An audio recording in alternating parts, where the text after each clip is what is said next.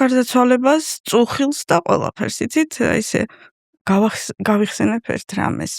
მე მივხვდი სწორედ აქედან, რომ ჩვენ სწორად ვზრდიდით ოჯახში ბავშვებს, როდესაც ჩემი რძალი დაიბარა ბაღის მასწავლებელმა და უთხრა, რომ თქვენ შვილსო რას ელაპარაკებითო სახში, რომ ბავშვმაო ასე თქვაო, ერთი ბავშვი ტიროდა თურმე, რომ ვაიმე დედა მოვკვდები, იმიტომ რომ რაღაც ეთკინა. და ჩემი შვილიშვილი ეუბნება თურმე, არა უშავს, ჩვენ ყველანი მოვკვდებით ოდესღაც.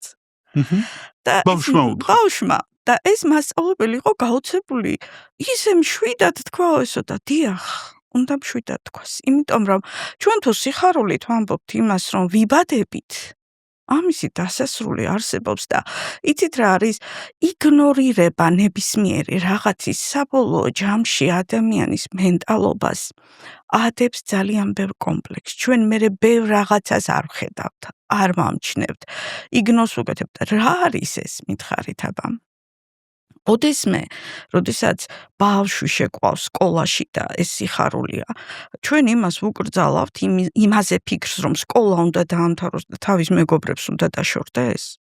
არა, რა თქმა უნდა, ხო? იმ მეგობრებიდან ვიღაც დარჩება, ვიღაც არ დარჩება. სიკვდილის შემდეგ ჩვენ ყველაფერს აქ არ ვტოვებთ. რაღაცა თან მიგვაქვს, სწორედ თქვენ ვბრძანეთ ახლა დისნეიმ დატოვა ყველაფერი? თან წაიღო ისეთი სიყვარული და ეს სიყვარული ხომ არ იყო მხოლოდ იმ კონკრეტულ დროს, საუკუნეებიდან მიაქვს ისრულდავს ამას, ხომ?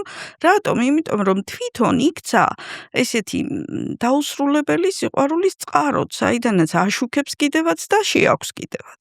ეს არის პროცესი. მე ასე მგონია თითოეული ასეთი ადამიანი, რომელმაც შეძლო და მატერიალური სამყაროს აი ეს ჩარჩოები გაარღვია, ის იქცა ერთგვარ ვარსკვლავად. სულის ვარსკვლავად, რა მნიშვნელობა აქვს თუ არ ჩანს. აცმანის პოდკასტს წარმოგიდგენთ GVG კრწანისი.